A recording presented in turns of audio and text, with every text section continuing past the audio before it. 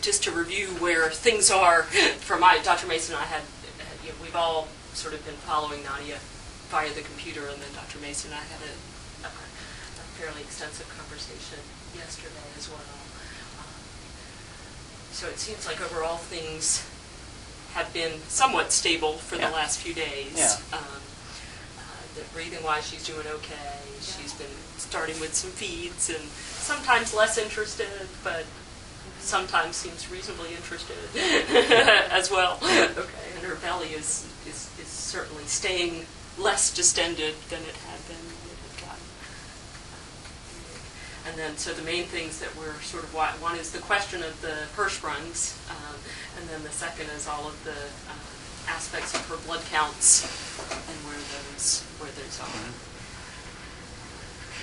So have you gotten the numbers today as far as her hematocrit and her platelet count? And so her hematocrit is 25. Yeah. 26 yesterday, so that's good. Her platelet count is 20,000 today. That's still coming down. It's still coming down. It was 24,000 yesterday, and and it's difficult. The nice thing is it's going down more slowly. So yesterday it was 24,000. The day before it was 38,000. The day before it was 53,000. I sort of look and say, gosh, does that mean that it's reaching a nadir and then it's going to start to go up? And that would be, I don't know that I could confidently tell you that that's the case. I think we'll just sort of have to see. My understanding from the hematologist is that the platelet count could be low and decreasing for two reasons. One is the chemotherapy, the ROC, and if that's the case, it should be about a week after, which we're at, that it'll start to go back up. The other is that it's the the transient myeloproliferative syndrome, in which case that could take a lot longer. And the problem is there's no way of distinguishing which it is, unless if it starts to go back up, then we say, oh, well, it's probably from the chemotherapy. So I think we just have to keep a really close eye. What day did the chemo end?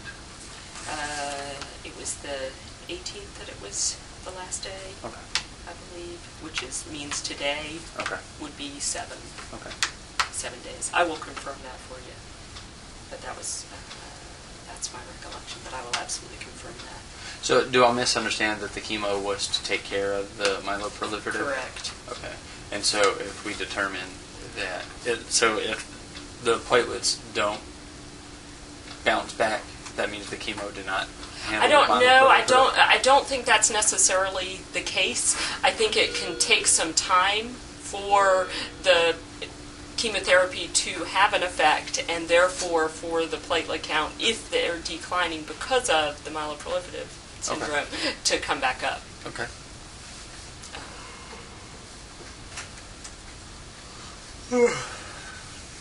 So then, talking to Dr. Ralph, I guess about the other question is the Hirschsprungs and the biopsy.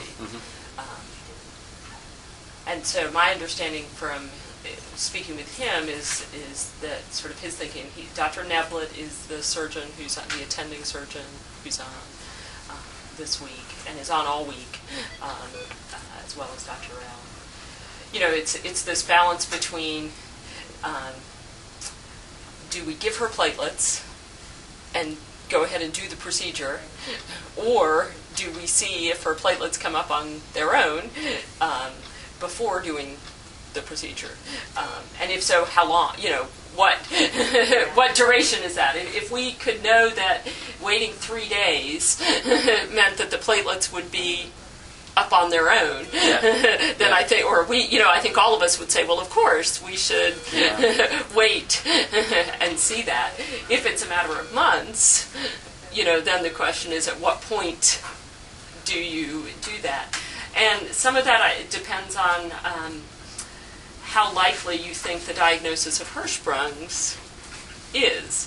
And that's where the surgeons are going to have much more expertise than we do about that, and their feelings are that the likelihood while it's not zero, is still relatively low. And obviously, relatively low doesn't mean zero.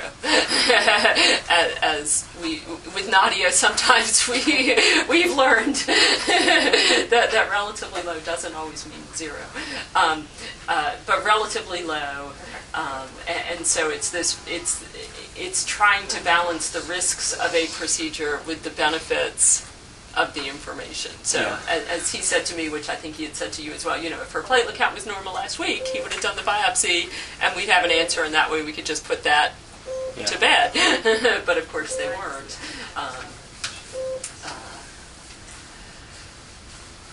So he wants to talk with Dr. Neblett, but my sense is that they may be leaning away from doing the biopsy. Yeah, sort of right now, right now, and what that means, to me, if her platelet counts start to come up, and they're pretty good towards the, does that mean that at that point they would say, well, this is a reasonable time? I think go so. Ahead and do that. I think so. But we're also on board with holding off on it. Mm-hmm. What is a reasonable normal platelet count? It's usually above 150,000. 150 to 400,000 is pretty typical. But with many of these things, particularly if it's chemotherapy related, often when the body starts to kick in and start making platelets again, it tends to come up relatively quickly. So, I mean, if it's 20, it doesn't mean it's going to be 150 in 2 days, but, the body starts to kick in and starts to make things pretty quickly.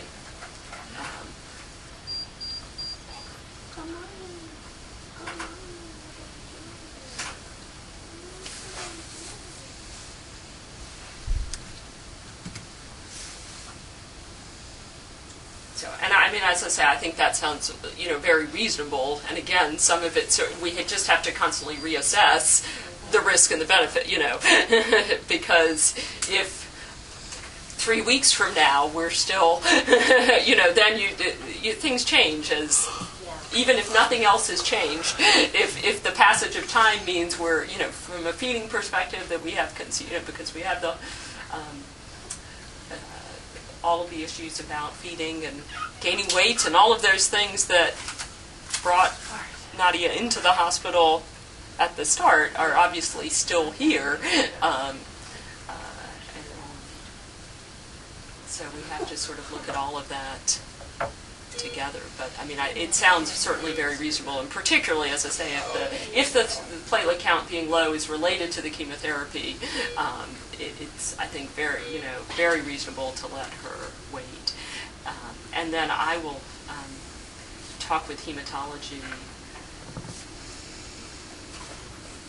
about, if it's related to the TMD, how that looks in the setting of the chemotherapy, which is a very good question. Mm-hmm. Does that if a child gets chemotherapy, does that change when you expect it to come back up or not?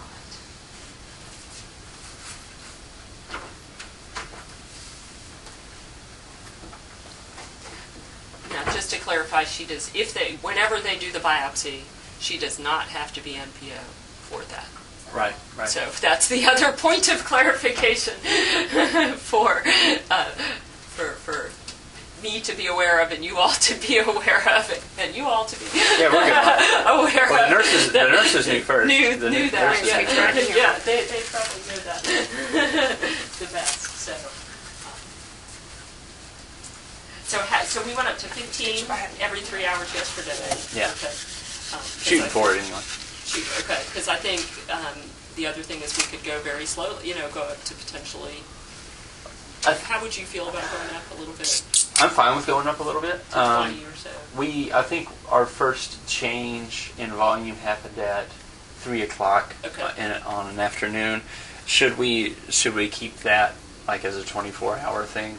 Yeah, or midday. I mean, I don't think there's any absolute, right? But we should probably just make sure she tolerates a couple of 15 this morning before we jump. Yeah. jump. And I understand we still haven't had any poop. Not that I've seen. Okay, and that can take some time.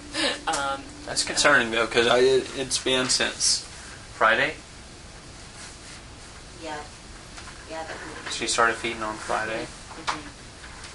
Sure, and obviously that's something with the question of first springs we need to watch very, very carefully. But we'll, keep an eye on that. That's when babies do go. They can go 10 to 14 days between bowel movements because they can efficiently absorb the milk solids. Yeah. So she hasn't had much for very long. It's not out of the realm of normal that she hasn't had a bowel movement yet. Again, like she said, it's something we want to watch because of the other concerns, but babies do go that long. So. Yeah.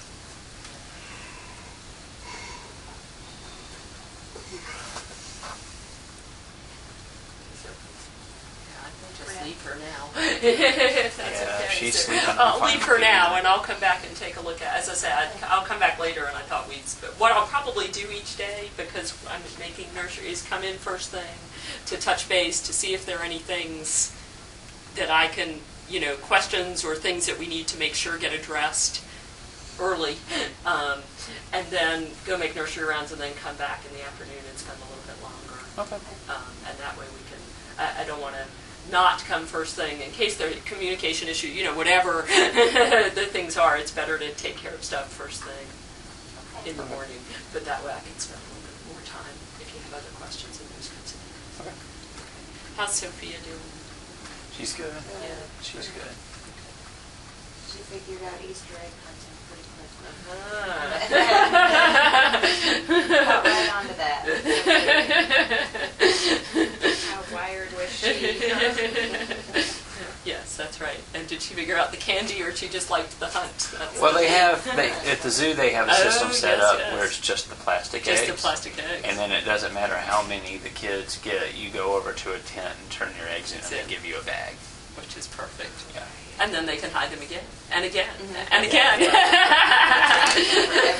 what they do. They put them back out. Which is perfect. They get exercise and don't eat the treats. Okay. All right, so I'll be back later. Dr. Routh was going to talk with Dr. Neblett and then let me know if there's any change in sort of their plan. When I hear from him, then I'll talk with Dr. Fagan, the resident. We also want to balance drawing blood. We want to minimize that, but at the same time,